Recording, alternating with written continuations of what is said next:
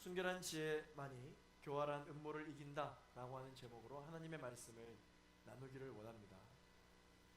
함께 오랜만에 이렇게 모여서 기도하고 예배하고 찬양하니까 그 어떠한 수식어를 떠나서 좋습니다. 너무 좋고 너무 감사하고 행복하고 그런 것 같아요. 예배를 드리는데 그런 생각이 들었습니다. 계속해서 감사. 이 감사라는 메시지와 마음이 계속해서 들었던 것 같아요. 처음에 이 기쁨홀이라고 하는 이 예배당에서 저희가 200여 명만 제한돼서 모이게 되었을 때 사실 저희 안에는 감사보다는 불평불만이 많았었던 것 같아요. 왜 200명으로 제한하냐. 그러나 그것마저 불가능하게 된 이후 오늘 다시 200명으로 비록 제한되어 있지만 함께 예배할 수 있는 이 순간이 또 이전과 같으면서도 너무 감사하고 다른 상황이지만 여전히 하나님께 감사할 수 있다는 것을 생각해 보면 우리의 이 생각과 우리의 믿음이 이렇게까지 부족하구나 라는 그런 깨달음이 오면서 이 순간마저도 하나님께 감사할 수 있는 그런 순간이 된 것 같습니다. 오늘 우리를 여기까지 인도해 주시고 함께 모여 예배할 수 있도록 허락하신 하나님께 우리 감사의 영광의 박수 올려드리시겠습니다. 할렐루야. 주님을 찬양합니다. 그러나 우리가 기도했던 것처럼 우리가 여기서 만족하고 안주하기보다는 함께 모여 계속해서 이 나라와 민족의 회복을 위해서 우리가 기도해야 할 줄로 믿습니다. 오늘 이와 같은 상황 속에서 하나님은 말씀을 통해 우리 각 사람에게 어떤 말씀을 주시기를 원하실까요? 그리고 또한 여러 가지 상황으로 인하여서 함께 영상으로 계속해서 참여하고 있는 우리 제2포유 청년들에게 하나님은 어떤 말씀을 들려주시기를 원하실까요? 계속해서 이 느헤미야 말씀을 우리가 함께 살펴보고 있는데요. 여러분 혹시 이 스포츠 용어 중에 4점이라고 하는 이 데드 포인트 그리고 4점 이후의 평온한 상태를 뜻하는 세컨드 윈드라는 여러분 이 단어를 혹시 여러분 아십니까? 이 4점이라고 하는 이 데드 포인트는요 무엇을 뜻하는 것이냐면 격렬한 운동의 초기 혹은 장시간 운동 중에 산소 부족으로 인해서 호흡이 곤란하여 운동을 중지하고 싶다, 이제 그만 뛰고 싶다 라고 생각이 몰려오는 그런 한계점, 그 고통스러운 상태를 바로 이 데드 포인트라고 이야기합니다. 운동 용어예요. 그런데 이 데드 포인트가 더 이상은 내가 뛰지 못할 것 같다 라는 생각이 들지만 이 데드 포인트를 넘어가고 나면은 세컨드 윈드라는 시점이 찾아오게 됩니다. 혈액 속에서 젖산이 분해되기 시작하면서 산소의 수요량과 섭취량이 균형을 이루면서 호흡이 편안해지는 그러한 현상이 나오게 되는 것이죠. 운동은 똑같이 계속해서 지속적으로 하고 있고 나의 속도는 변함없이 유지를 하고 있지만 호흡이 점차 안정되기 시작하고 그 데드 포인트를 넘어가고 나면은 신체가 그 한계에 적응해 나가기 시작한다라고 하는 개념입니다. 보통 마라톤을 할 때 많이 언급되고 우리 실생활에서 러닝을 할 때도 많이 언급되는 그러한 단어입니다. 더 이상은 숨이 차서 달리지 못할 것 같은 그 순간이 4점인데 그러나 그 순간 포기하지 않고 안정된 호흡을 계속 해나가면서 그 4점을 넘어가게 되면 속도를 유지하면서도 호흡이 편안해지는 것을 경험할 수 있게 되는 것이죠. 이게 바로 데드 포인트와 세컨드 윈드라고 하는 개념이에요. 그래서 이게 조깅을 하고 러닝을 할 때 누군가가 옆에서 러닝메이트나 혹은 이 페이스메이커가 함께 붙어주면은 호흡을 계속 같이 해줍니다.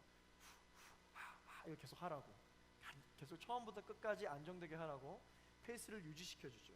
그것은 바로 4점을 넘어가게 하기 위한 그러한 훈련 방법인 것이죠. 오늘은 우리 눈에는 보이지 않는 영적 싸움의 원리 하나를 여러분들에게 소개하고자 합니다. 눈에 보이지 않는 우리의 신앙생활, 이 영적 생활에도요 데드 포인트와 세컨드 윈드가 있어요.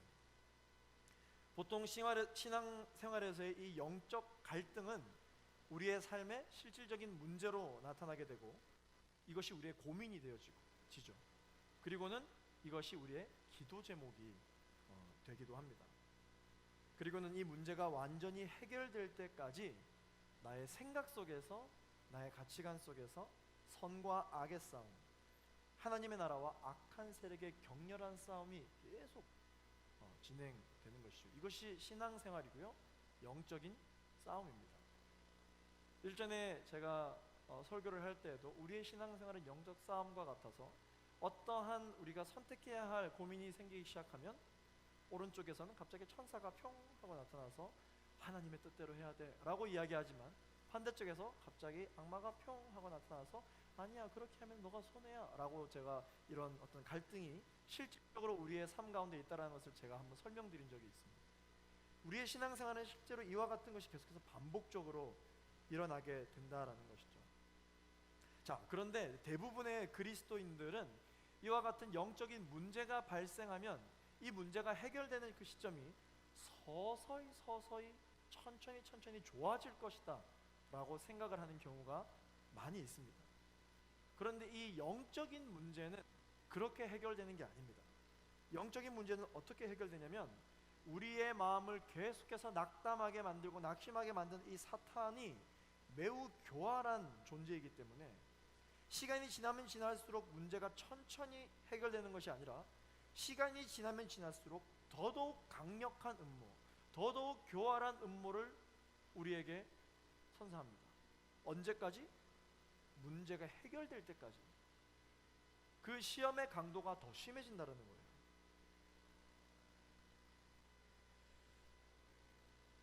끝까지 해도 안 되면 그제서야 사탄은 우리에게 시험을 주는 것을 내려놓게 되고 포기를 하게 됩니다.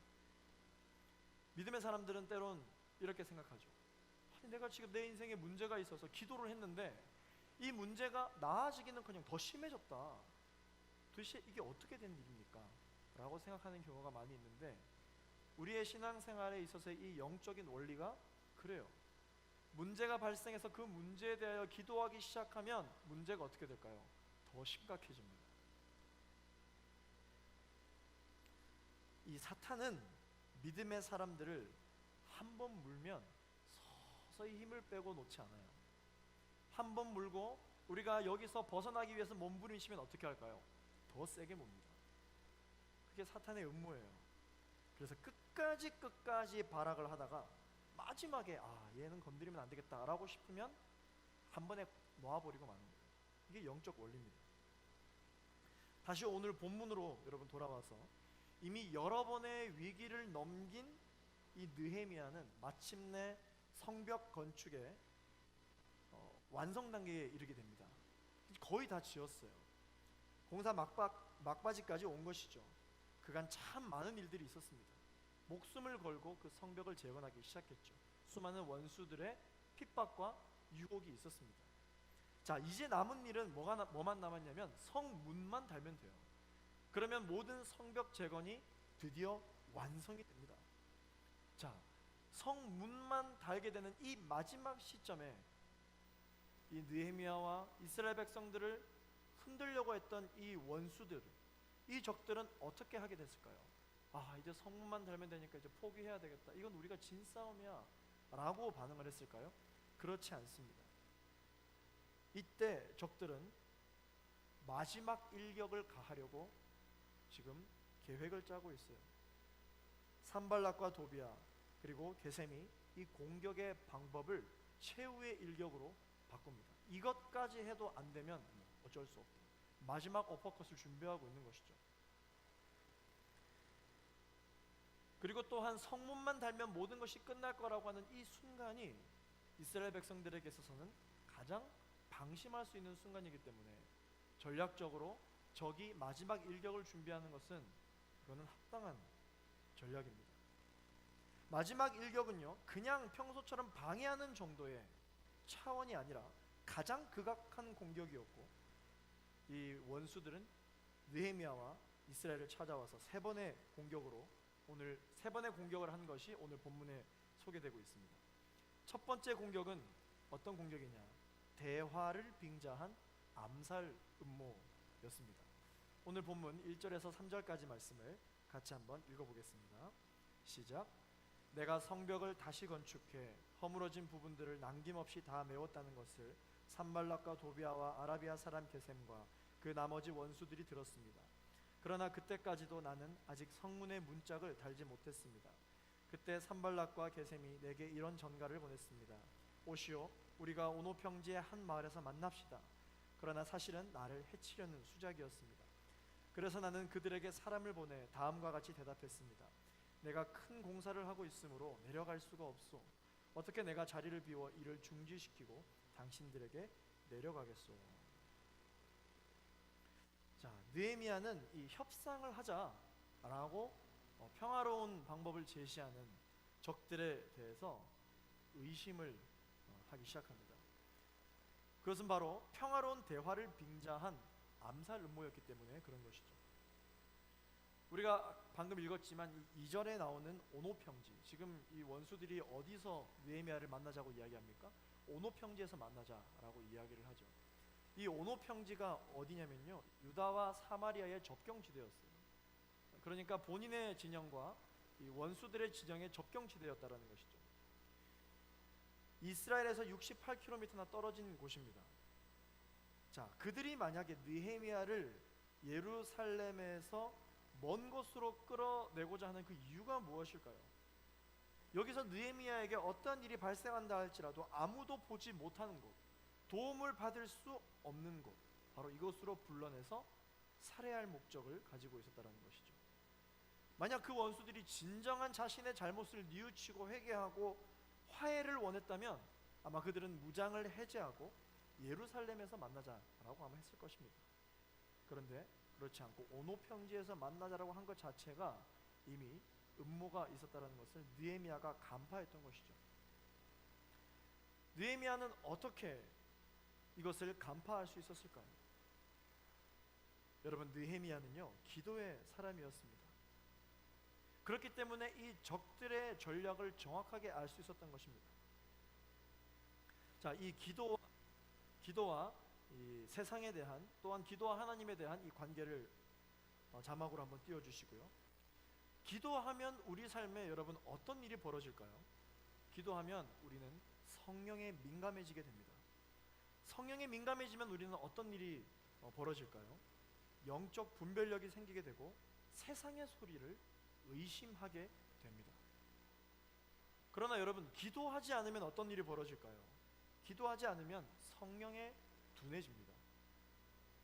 성령에 둔해지면 영적인 분별력을 잃게 되고 무엇이 옳은지 무엇이 그른지 판단할 수가 없게 돼요. 결국은 하나님의 말씀, 하나님의 소리조차도 의심하게 되는 것이죠. 그러므로 하나님에 대한 믿음을 의심하지 않고 세상의 소리에 귀 기울이지 않는 느헤미야와 같은 영적인 분별력을 가지려면 어떻게 해야 될까요? 기도해야 되는 것이죠. 기도하지 않고서는 결코 이런 일이 발생하지 않습니다. 기도하지 않고서는 결코 영적인 분별력이 우리의 신앙생활 가운데 생기지 않습니다. 기도하지 않고서는 결코 하나님의 말씀에 귀 기울일 수가 없어요. 마가복음 9장 29절 말씀에 예수님께서는 제자들에게 이렇게 말씀하십니다. 이르시되 기도 외에 다른 것으로는 이런 종류가 나갈 수가 없느니라 하시니라. 느헤미야는 이 원수들의 편지를 보고 악의가 다분한 것을 알아차리고 사람을 보내서 공사 때문에 바쁘니 갈 수 없다, 그렇게 본인의 사역에 있어서 일관된 태도를 보이고 있습니다. 흔들림이 없는 일관된 태도. 자, 그런데 여러분, 세상은, 원수들은 항상 우리가 어쩔 수 없도록 만듭니다. 교활한 전략을 가지고 있죠.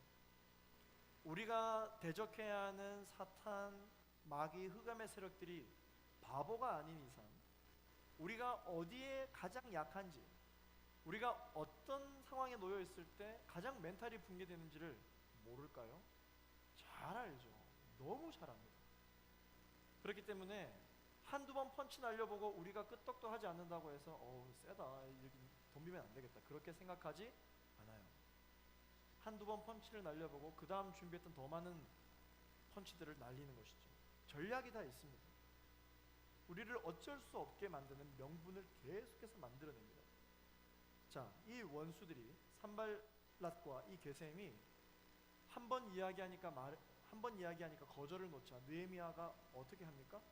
느헤미야에게 똑같은 제안을 4번이나 하게 됩니다. 지금 여기 앞에 하울링이 뜨거든요. 조금 모니터에 맞춰주시면 좋겠습니다. 4번씩이나 똑같은 전가를 보내게 됩니다. 왜 4번씩이나 똑같은 전가를 보낼까요? 그들이 응답을 못 들어서 보냈나요? 아니요. 응답을 들었는데 또 똑같이 보내요. 왜? 느헤미야에게 미안하게 만들려고 4번이나 똑같은 전가를 보내게 됩니다. 그러나 느헤미야는 하나님이 자신에게 응답하신 부르심에 확신이 있었기 때문에 그 어떠한 타협도 하지 않았습니다. 그의 마음은 확고했기 때문에 속아 넘어가지 않았던 것이죠. 여러분, 우리도 사람도 같은 제안을 4번이나 거절하려면 좀 미안한 마음이 들잖아요. 이것을 노린 거예요, 원수들이. 오늘 본문 4절 말씀을 보시면 그들은 4번씩이나 똑같은 전가를 보냈고 나 역시 매번 똑같이 대답했습니다 라고 이야기합니다. 그러나 그 어떠한 상황과 그 어떠한 환경에서도 느헤미야는 흔들림이 없었다. 왜냐? 느헤미야는 기도하는 사람이었고 기도하는 사람이었기 때문에 영적인 분별력이 확고하게 그의 가운데 자리 잡혀 있어서 세상의 소리에 의심하는 그러한 분별력이 있었다는 것이죠. 기도했기 때문에 하나님의 말씀과 하나님의 소리에는 절대 흔들림이 없었습니다. 자, 2번째 공격은 어떤 공격입니까? 공갈 협박이었습니다. 느헤미야가 첫 번째 공격으로 전혀 흔들리지 않자 그들은 꼬리를 내리지 않았습니다. 어떻게 했다고요? 또다시 방법을 바꾸어서 더 강력한 공격을 하게 됩니다. 어떻게? 5번째 편지를 보냅니다. 5번째 편지. 또 똑같은 편지를 보내요. 그런데 이 5번째 편지는 조금 다릅니다. 어떤 것이 다르냐? 바로 받은 편지의 입구가 봉인되지 않은 채 5번째 편지를 보냅니다. 오늘 본문 5절 말씀을 읽어보겠습니다. 시작. 그리고 5번째도 산발랏은 자기 종의 손에 봉하지 않은 편지를 들려 보냈는데. 아주 교활한 심리전입니다. 자, 여러분, 왜 봉인하지 않았을까요? 실수로 맞다, 봉인했어야 되는데 이렇게 해서 보냈을까요? 5번이나 보내서? 아니요. 왜 봉인하지 않았을까요? 자, 여러분들이 누군가에게 편지를 한번 전달받았다라고 한번 생각해 보세요. 그런데 이게 분명히 봉해져 있어야 되는데 활짝 열려 있어요. 그런 편지를 전달받았습니다. 그러면 가장 먼저 어떤 생각이 듭니까? 누가 봤나? 이런 생각이 들죠. 전달한 사람이 이거 봤나? 라는 생각이 드는 거죠. 그 안의 내용이 어떤 내용인지는 몰라도 일단 봉인되지 않은 편지를 받으면 그런 생각부터 드는 거예요. 마음이 불안하고 두렵고 의심이 막 생기기 시작하는 것이죠. 어떤 마음이 생기든지 간에 우리의 마음이 막 흔들릴 것입니다. 이걸 노린 것입니다. 그래서 이 원수들은 봉인되지 않은 편지를 보냄으로써 느헤미야에게 이 안에 기록되어져 있는 모든 내용을 모든 사람들이 알도록 소문을 퍼뜨려 버리겠다라고 하는 메시지를 보낸 것입니다. 어차피 봉해져 있지 않으니까 전달한 사람도 볼 수 있을 것이고요. 보지 않았다 할지라도 받은 사람은 이미 불안하기 시작한 것이죠. 그렇다면 이 적들이 퍼뜨리려고 했던 그 소문의 내용, 그 내용이 무엇일지 한번 생각해 보았으면 좋겠습니다. 자, 그 소문이 무엇이었을까요? 오늘 본문 6절에서 7절까지 말씀을 함께 읽어보겠습니다. 다음과 같은 내용이었습니다. 당신과 유다 사람들이 반역을 하고 있고 그래서 성벽도 건축하는 것이라는 소문이 여러 나라에 돌고 있으며 게셈도 그 말이 맞다고 했어. 게다가 이 소문에 따르면 당신이 그들의 왕이 되려고 하며 심지어 예언자를 세우고 예루살렘에서 당신에 대해 유다의 왕이 있다 라고 선포하려고 한다는 말을 들었어. 이제 이 소문이 왕께도 보고될 것이요. 그러니 이제 우리가 만나서 함께 의논합시다. 그들이 퍼뜨리려고 했던 것은요, 바로 유언비어, 루머, 근거 없는 소문이었습니다. 이 마이크로 설교할게요. 지금 마이크가 계속 끊기는 것 같아서. 자, 이 5번째 편지를 제가 다시 한 번 더 표현을 해보면요, 느헤미야와 유다 사람들은 너희들은 지금 반역을 계획하고 있지 않냐, 그래서 성벽을 건축하는 것이 아니냐, 이미 이 이야기는 주변 나라들에게 싹 다 퍼졌다.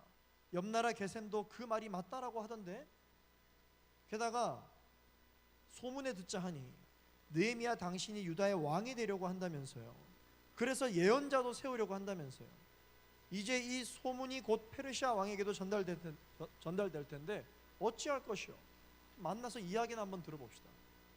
지금 그 이야기를 하고 있는 것입니다. 자, 이것은 루머를 앞세운 협박을 하고 있는 것이죠. 우리를 넘어뜨리려고 하는 원수들은요, 항상 이와 같이 우리를 공격합니다. 정의를 바로 세우는 척 하지만 질서를 이야기하는 척 하면서 그들의 목적은 정의와 질서가 아니에요. 원수들의 목적은 단 하나, 우리를 집어삼키려는 더러운 사탄의 마귀의 목적은 단 하나입니다. 그것이 무엇입니까? 오늘 본문 9절 상반절 말씀에 기록되어져 있습니다. 같이 한번 읽어보겠습니다. 시작. 그들은 우리에게 겁주려 했습니다. 그렇게 하면 우리가 낙심해 공사를 끝내지 못할 것이라고 생각한 것입니다. 우리를, 믿음의 사람들은, 원수들은 두려워하게 만드는 게 목적인 것이에요. 낙심시키려는 것입니다. 그래서 우리를 스탑시키려고 하는 것이에요. 하고 있던 모든 일을 중단시키려고 하는 것이라고요. 내가 하고 있는 일에 대하여 의심이 생기기 시작하고, 이게 잘못된 것인가 라는 생각이 들게 하면서 멈추게 하려는 것이 그들의 목적인 것입니다. 우리의 마음을 흔들어서 더 이상 앞으로 나아가지 못하게 만들려는 것, 이것이 원수들의 목적입니다. 사랑하는 제이포유 청년 여러분, 예수 그리스도의 이름으로 우리가 이 시대 가운데 분별하게 되기를 소망합니다. 환경으로 인해서, 눈에 보이는 것으로 인해서 흔들리지 않으시기를 축원합니다. 사탄의 목적은 딱 하나, 우리가 스탑하는 거예요. 우리가 멈추는 거예요.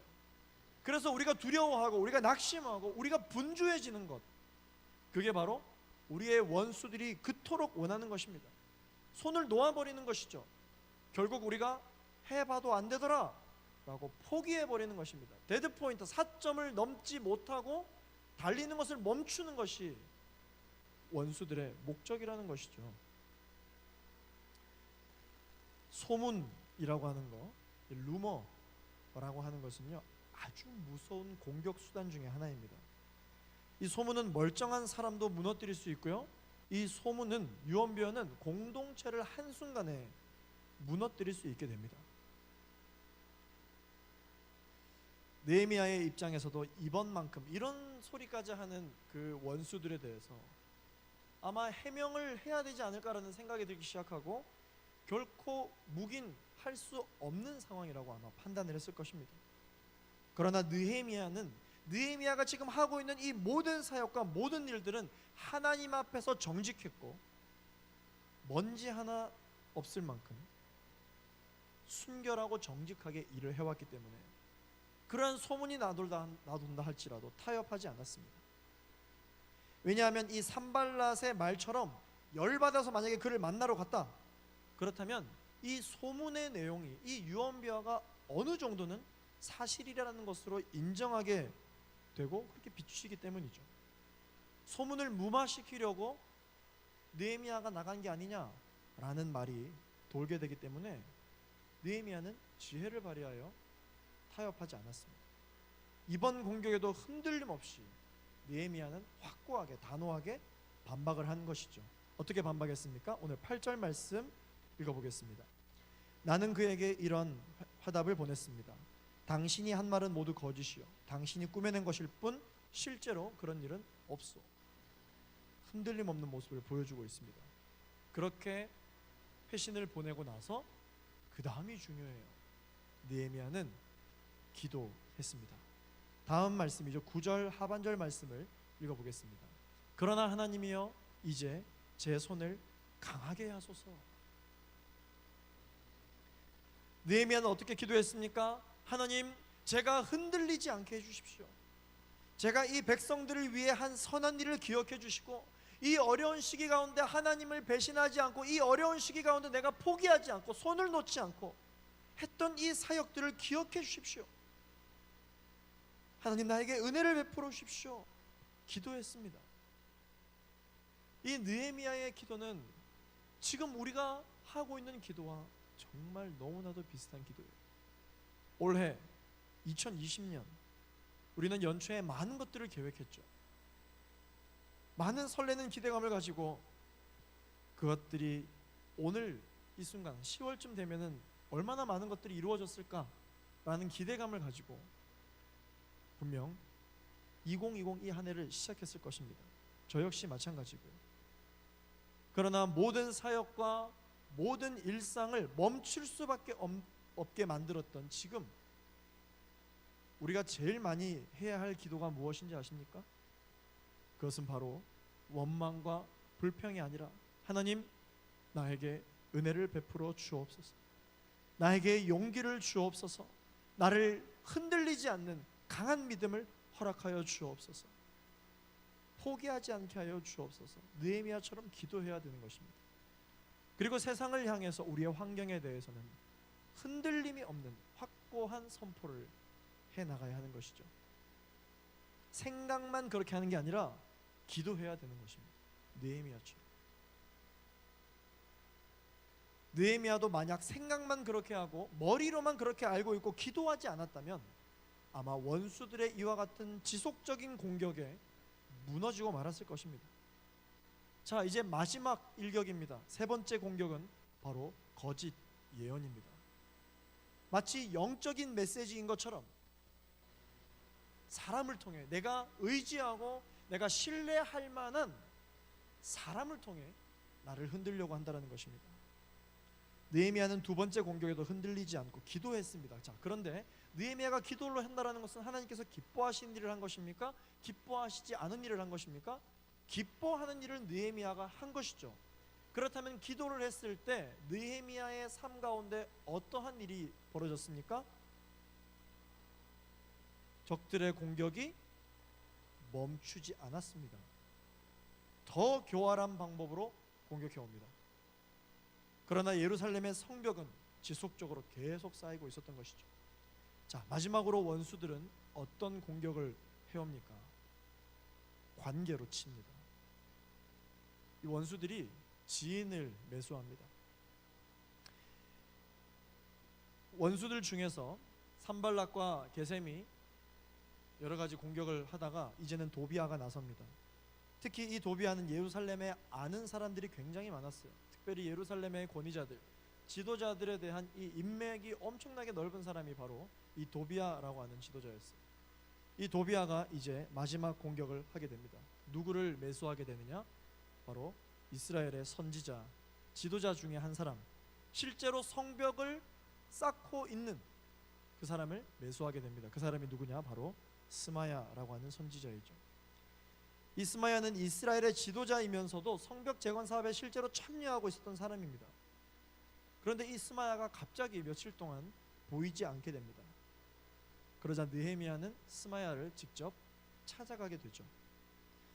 자, 느헤미야가 스마야가 눈에 보이지 않자 직접 찾아갈 정도였다라고 하면은 이 스마야는 그 당시 이스라엘 사람들에게 있어서 굉장히 중요한 사람이자 또한 느헤미야와 가까운 사람이었음을 이야기할 수 있습니다. 오늘 본문 10절 말씀을 읽어보겠습니다. 시작. 어느 날 무에다벨의 손자이며 들라야의 아들 스마야가 두문불출함으로 내가 그 집에 갔더니 그가 말했습니다. 사람들이 당신을 죽이러 올 것이니 우리가 성전 안 하나님의 집에서 만나 성전 문을 닫읍시다. 그들이 밤에 당신을 죽이러 올 것입니다. 같은 말을 하더라도 여러분, 그냥 일반 백성이 이야기하는 것과 지금 성전에 들어갈 수 있는 자격이 있는 이 선지자 스마야가 이렇게 이야기하는 것은 영향력이 틀리죠. 권위적인 한마디입니다. 이 권위적인 한마디가 마치 하나님의 말씀인 것처럼 사람을 통해 지금 느헤미야에게 이야기가 되고 있는 것이죠. 느헤미야가 스마야를 찾아가서 스마야여, 이러고 있으면 어떡합니까? 나와 같이 가서 성벽을 마저 지읍시다 라고 느헤미야가 이야기를 했더니 스마야가 본색을 드러내는 것이죠. 저들이 자객을 보내서 느헤미야 너를 죽일 것입니다. 이 일을 중단해야 합니다. 잠시 멈춰야 합니다. 아니 그만두라고 하는 것도 아니고 포기하라고 한 것도 아니고 잠시 멈추고 잠시 문을 닫은 다음에 원수들이 공격할 의지가 사라지고 나면 그때 다시 하면 됩니다. 자객을 보내서 우리를 죽이려고 할 수 있으니까 우리가 피합시다. 어디로 피합니까? 성전 안으로 피하자라고 이야기를 합니다.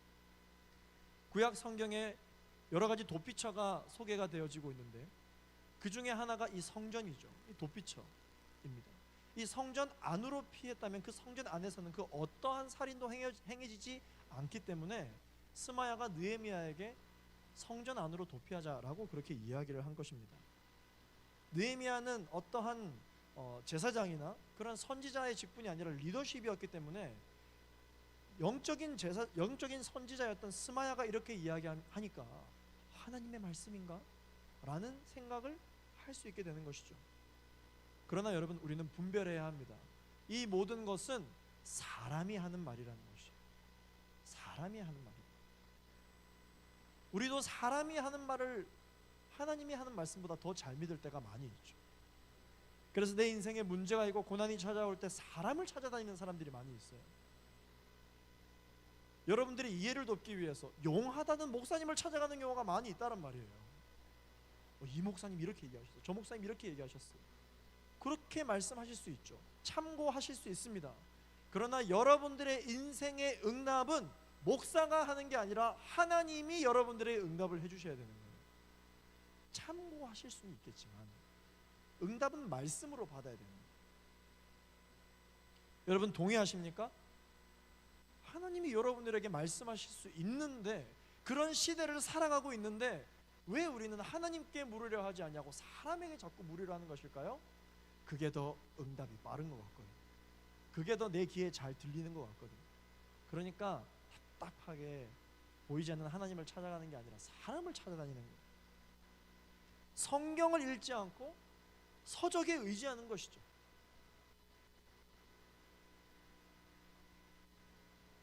자, 가장 가까운 사람이 이렇게까지 이야기를 하는데 그 말과 지혜를 느헤미야가 무시할 수 없었겠죠. 자, 그런데 느헤미야는 어떤 사람이었다고요? 느헤미야는 기도하는 사람이었다. 느헤미야는 기도하는 사람이었기 때문에 스마야의 그 이야기를 듣고 뭔가 잘못됐다라고 직감을 하게 됩니다. 여러분, 이 직감이라고 하는 것은 사람의 능력이 아니에요. 이 직감은 하나님께서 주시는 것입니다. 느헤미야가 스마야의 이 이야기를 듣자 이것이 뭔가 잘못됐다라고 직감하는 것, 이것은 덫이다라는 생각을 하게 된 것은 기도했기 때문에, 성령에 민감했기 때문에, 영적인 분별력이 있었다라고 하는 것입니다. 그랬더니 세상의 소리를 의심하기 시작한 것이죠. 느헤미야는 제사장이 아니었기 때문에 성전 안 성소에 들어갈 수가 없었어요. 아무리 스마야가 허락했다 할지라도 하나님이 허락하신 것이 아니기 때문에 스마야를 따라 허락을 받아서 성소 안에 들어갔다 그러면 율법을 범한 죄인이 되고 맙니다. 스마야가 매수당한 거라면 누군가 느헤미야에게 나중에 왜 성소 안으로 당신은 제사장도 아닌데 들어갔느냐 라고 물었을 때 스마야가 들어가라고 해서 난 허락받고 들어갔다. 그런데 그 순간 스마야가 나는 그런 말 한 적이 없다 라고 하면 끝난 거예요. 방법이 없는 것이죠. 느헤미야는 그 순간 그런 지혜까지 떠오르는 것입니다. 가장 느헤미야를 위하는 말처럼 들리지만 가장 위험한 말이었던 것입니다. 이 스마야의 말이요. 느헤미야는 단박에 알아차린 것이죠. 어떻게 이런 지혜와 분별력이 가능했는가? 느헤미야는 기도하는 사람이었기 때문에 가능했던 것입니다. 오늘 본문 12절에서 13절을 읽어보겠습니다. 시작. 그 순간 나는 하나님이 그를 보내지 않았다라는 것을 알았습니다. 도비아와 산발랏이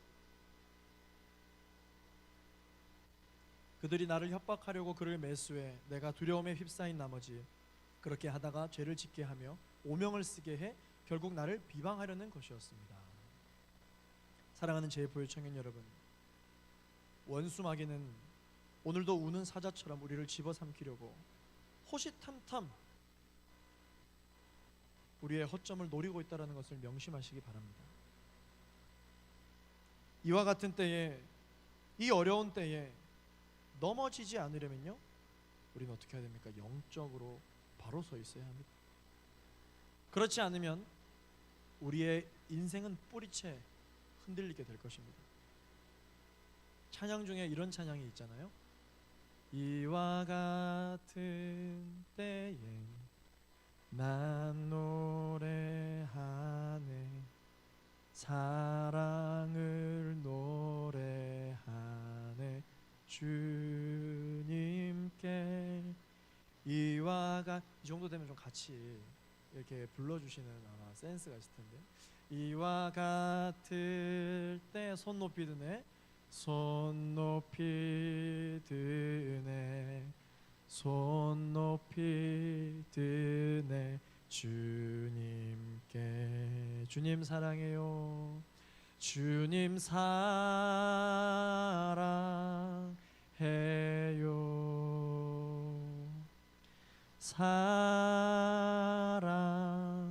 사랑해요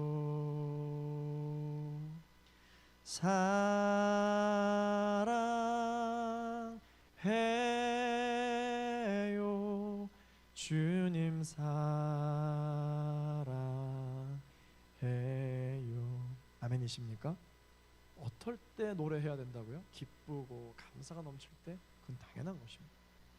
이와 같을 때에 나는 노래하네 이와 같을 때에 나는 기도하네 어떤 때?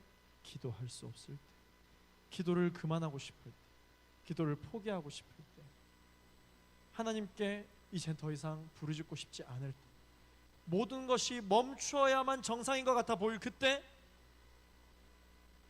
느헤미야처럼 우리는 기도해야만 흔들리지 않을 수 있는 것입니다. 신앙생활은 눈에 보이지 않는 영적인 생활이에요. 이 영적인 생활은 선과 악, 하나님의 나라와 악한 세력의 싸움입니다. 하나님은 어떤 분이십니까? 하나님은 어떤 상황 속에서도 나를 포기하지 않게 하시는 분이십니다. 여러분 믿으십니까? 상황이 달라진다 할지라도 우리의 환경이 달라진다 할지라도 이전과 똑같이 계속 앞으로 나아가게 하시는 분이 우리 하나님이신 줄로 믿습니다. 잠시 우리가 주춤할 수는 있겠죠. 그러나 주춤한 우리를 다시 이렇게 세워주시는 분이 우리 하나님이신 줄로 믿습니다. 세워주시는 분이 우리 하나님이세요. 자, 그런데 반대로 사탄 마귀, 우리의 원수 마귀는 어떻게 합니까? 나를 포기하게 만들죠. 모든 것을 중단하게 만듭니다. 상황과 환경에 영향을 내가 받도록, 그래서 내가 두렵도록, 그래서 내가 낙심하도록, 주저앉도록 하던 일을 중단하도록 만드는 게 누구냐? 원수마귀 사탄이라는 것을 우리가 기억해야 됩니다. 여러분, 신앙생활을 하고 있는 여러분, 어떤 선택을 하시겠어요? 이 보이지 않는 싸움은 서서히 회복되거나 서서히 좋아지는 싸움이 아닙니다. 마지막 싸움으로 가면 갈수록 링 위에서 3라운드 마지막 공이 울릴 때까지 적은 우리에게 마지막 힘까지 짜내어서 난타전을 퍼부어요. 거기서 이야, 이 난타전은 내가 더 이상 이겨낼 수 없겠다, 포기하면 지는 겁니다. 나는 분명히 하나님께 기도했고 나는 계속해서 이 어려운 상황 가운데서도 포기하지 않으려고 말씀 읽고 기도하고 예배를 하려고 노력을 했는데 왜 내 인생 가운데서는 문제가 해결되기는커녕 계속 어려움이 오는 것인가? 왜 더 심해지는 것인가? 그게 영적 원리예요. 오늘 본문 말씀 11절 말씀을 우리 같이 한번 읽어보겠습니다. 느헤미야가 마지막 어퍼컷을 날리는 이 원수들에게 일침을 가합니다. 그도 마지막 어퍼컷을 고백합니다. 함께 선포하며 우리의 고백으로 읽어보도록 하겠습니다. 시작. 그러나 내가 말했습니다. 나 같은 사람이 도망가야 되겠소? 나 같은 사람이 성전 안으로 들어가 목숨이나 구하겠소? 나는 가지 않겠소. 할렐루야. 느헤미야가요 마지막 일격을 가했더니 본인도 가지고 있는 마지막 일격을 가합니다. 무엇입니까? 목숨을 건 거예요. 목숨을 건 겁니다. 나는 하나님께서 나에게 주신 사명에 목숨을 걸겠다. 혹 내가 이 사명을 다할 때 원수들이 결국 나를 공격해 자객이 나를 죽이려고 해서 내가 목숨을 잃을지라도 나는 마지막까지 주님의 사명을 다하며 목숨을 잃겠다. 무슨 말입니까? 죽으면 죽으리라. 죽을 때 죽더라도 절대 하나님을 배신하지 않겠다 고백하는 것이죠. 사랑하는 청년 여러분, 우리의 영적인 신앙생활에 이 사점이라는 것이 있습니다. 데드 포인트라는 것이 있어요. 그러나 그때 멈춰서면 일어날 수 없어요. 주저앉게 되는 것입니다. 사탄이 여러분들에게 마지막 어퍼컷을 날린다면 우리도 마지막 역습을 준비해야 합니다. 느헤미야처럼 목숨까지도 하나님께 내어 맡길 수 있는 그러한 마음의 준비가 되어야 합니다. 어떻게 하면 그런 마음을 준비할 수 있을까요? 느헤미야처럼 기도하면 그러한 마음을 준비할 수 있는 것입니다. 오늘 본문 15절에서 16절까지 읽겠습니다. 시작. 이렇게 해 성벽 건축이 52일 만인 엘룰 월 25일에 끝났습니다. 우리 원수들이 모두 이 소식을 듣고 주변 나라들이 보고 모두 두려워하고 절망감에 휩싸였습니다. 하나님께서 하신 일임을 그들도 알게 됐습니다. 할렐루야. 아멘. 여러분 기억하십시오. 첫 번째, 사탄은 마지막 공격이라고 직감할수록 더 강력한 공격을 여러분들에게 퍼부을 것이라는 것을 기억하십시오. 두 번째, 우리가 포기하지 않고 안정된 영적인 호흡을 계속 유지하며 이 영적인 사점을 포기하지 않고 이겨나갈 때 우리의 신앙생활에도 곧 이 세컨드 윈드가 찾아오게 되어 있습니다. 중요한 것은 무엇입니까? 영적인 호흡을 유지하는 것입니다. 두려우면 우리의 호흡이 가빠져요. 영적인 호흡을 유지하십시오. 안정될 것입니다. 오르막길을 가면 우리의 호흡이 가빠집니다. 영적인 호흡을 유지하십시오. 곧 내리막길이 있습니다. 장애물이 많으면 안정된 호흡을 할 수가 없어요. 불규칙한 호흡을 할 수밖에 없어요. 그 장애물을 넘느라. 그러나 여러분 영적인 호흡을 유지하십시오. 그러면 그 일정한 호흡이 박자가 되고 비트가 되어서 장애물을 넘는 걸 즐기게 될 것입니다. 그리고는 결국 포장된 도로가 나올 거예요. 평지가 나옵니다. 이 영적인 호흡이 무엇입니까? 바로 기도입니다. 기도하지 않고서는요 절대 이 영적인 데드 포인트를 넘어갈 수 없어요. 사탄은 지금도 우리가 이 기쁨원에 모여서 감격적인 예배를 드리고 있는 지금도 우리를 집어삼키려고 호시탐탐 우리의 허점을 노리고 있습니다. 혹은 이미 물었다면 서서히 힘을 잃고 놓는 것이 아니라 더 여러분들을 물어뜯습니다. 물어뜯기는 나의 모습을 보면서 두려워서 물렸다, 어떻게 하면 좋지, 난 이제 끝났다, 물려버리고 말았다, 벌벌 떨고 있을 것이 아니라 끝까지 그 원수를 향하여 노려보며 물어뜯는 사탄이 가장 싫어하는 예수 그리스도의 이름으로 내리쳐야 사탄은 깨갱하는 것이죠. 물지도 않고 물려고 했는데도 무서워서 도망가고 주저앉아버리면 사탄은 이건 내 밥이구나 라고 싶어서 달려버리고 말 거예요. 물지 않았더니, 무서워하지 않아서 물었더니 두려워하면 그땐 죽을 때까지, 완전히 포기하고 중단할 때까지 더 물고 안 놔줍니다. 사탄이 그렇게 공격해요. 어떻게 해야 됩니까? 맞서야 합니다. 맞서야 합니다. 피하지 않아야 합니다. 어떻게 맞섭니까? 나사렛 예수 그리스도의 이름으로 명하노니 나를 주저앉게 만드는 더러운 흑암의 세력들은 물러갈지어다. 나사렛 예수 그리스도로 명하노니 결박당할지어다. 물러갈지어다. 맞서야 합니다. 선포해야 합니다. 이 전쟁은 이미 끝난 거예요. 이미 이긴 거예요. 그렇게 기도해야 우리도 느헤미야처럼 늘 성령에 민감하며 매 순간 영적으로 분별할 수 있게 됩니다. 성령께서 주시는 이 순결한 지혜만이 사탄의 교활한 음모를 이길 수 있는 것입니다. 오늘 우리가 그동안 무너졌던 기도 생활을 다시 세우기를 결단하고 우리를 위협하고 있는 사탄에게 예수의 이름으로 맞설 것을 선포하게 되기를 예수 그리스도 이름으로 축원합니다.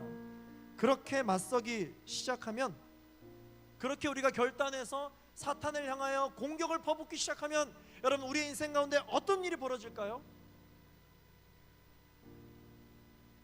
더 무섭게 공격이 온다니까요. 더 우리를 어렵게 하는 공격이 옵니다. 자, 그런데 여러분 깨어 있어야 돼요. 내가 믿음으로 선포했더니 더 어려움이 왔다? 사탄이 데미지를 입은 겁니다.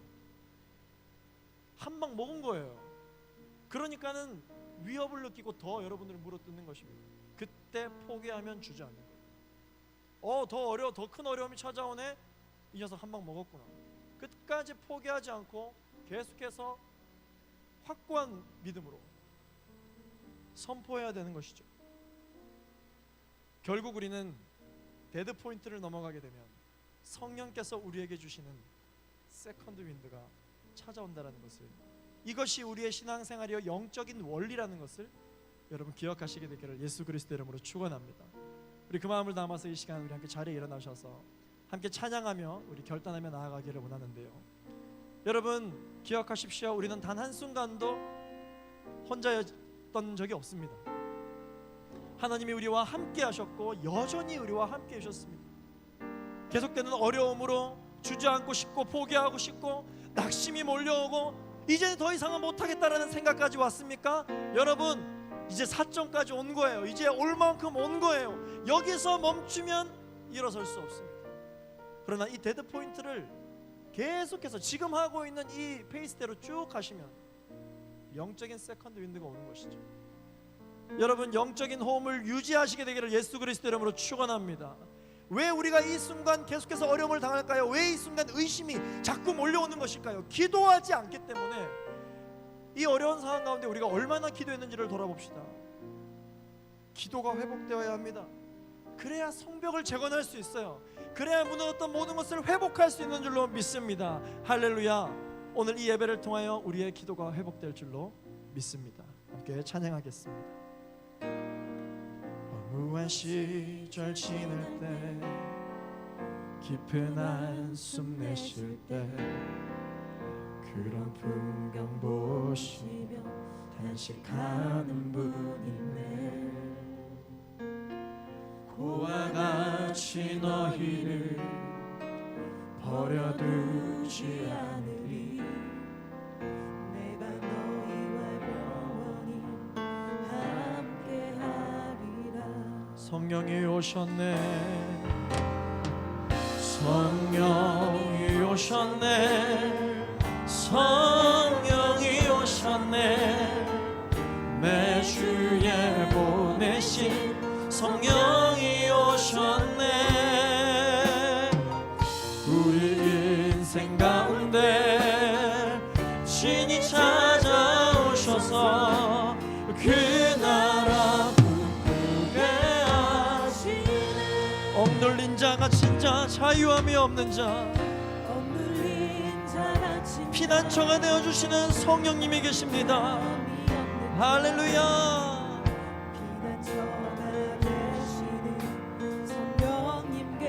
주의 영이 계신 곳에 참 자유가 있느니라. 주의 영이 계신 곳에 참 자유가. 우리 함께 시간 선포하며 진리의 영이신 성령이 오셨네.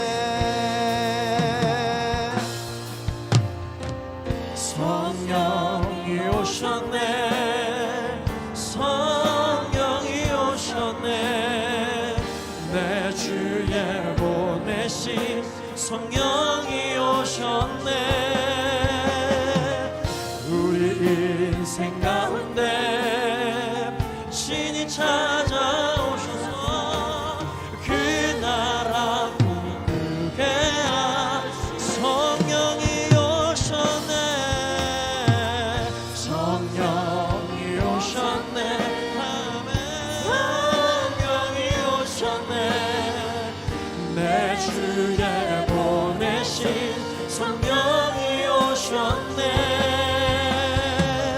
우리 인생 가운데 신이 찾아오셔서 그 나라 꿈꾸게 하시네. 우리 시간 두 손 높이 들고 주님께 기도하겠습니다. 하나님, 지금 우리가 경험하고 있는 이 인생의 어려움이 나의 영적인 데드포인트라면 하나님 우리에게 힘을 더하여 주시옵소서. 포기하지 않게 하여 주시옵소서. 우리가 믿음을 가지고 끝까지 나아갈 때 영적인 세컨드 윈드가 우리의 인생 가운데 찾아오게 될 줄로 믿습니다. 우리를 흔들려 하는 더러운 흑암의 세력들에게 이 시간 나사렛 예수 그리스도를 명하노니 묶임을 받고 떠나갈지어다. 나사렛 예수 그리스도를 명하노니 머리가 상할지어다. 나사렛 예수 그리스도를 명하노니 한 길로 왔다가 7길로 도망갈지어다. 주님, 나의 인생을 붙들어 주시옵소서. 주여, 한 몸으로 주고 합심하여 기도하겠습니다. 주여, 우리 인생 가운데 신이 찾아오셔서 그 나라 꿈꾸게 하시네. 성령이여 주님 그렇게 역사해 주시고 임하여 주옵소서. 우리의 삶 가운데 우리의 마음 가운데 아버지의 마음을 부어주시고 성령으로 기름 부으셔서 연약하고 부족한 우리의 모든 아버지 주춤이 있는 모든 인생들이 다시 한 번 더 주님 앞에 바로 잡히는 은혜가 있까요? 주님 앞에 바라보려 원합니다. 우리 인생 가운데 신이 찾아오셔서 그 나라 오직 예수 나의 믿음, 오직 예수 나의 믿음. 십자가 능력 속에 빛나는 영광, 내 모든 승리로 주님께 영광을. 나의 힘, 나의 소망, 오직 예수, 오직 예수 나의 믿음. 십자가 능력 속에 빛나는 영광, 내 모든 승리로 주님께 영광을. 나의 힘, 나의 소망, 나의 힘, 나의 힘, 나의 소망, 나의 힘, 나의 힘, 나의 소망, 오직 예수.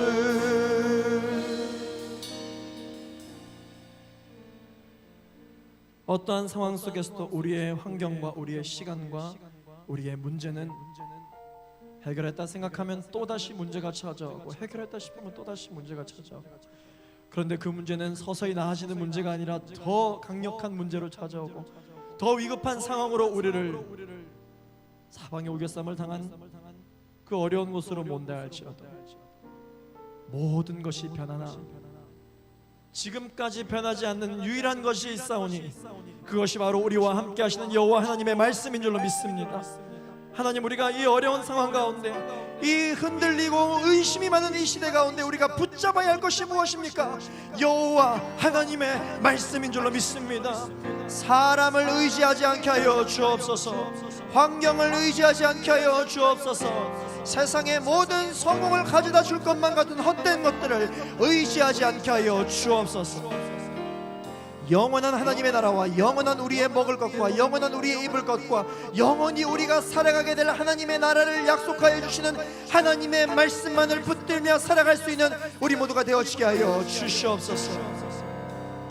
이를 위해 하나님께서는 우리에게 너희의 기도가 회복되어야 된다라고 말씀하여 주십니다.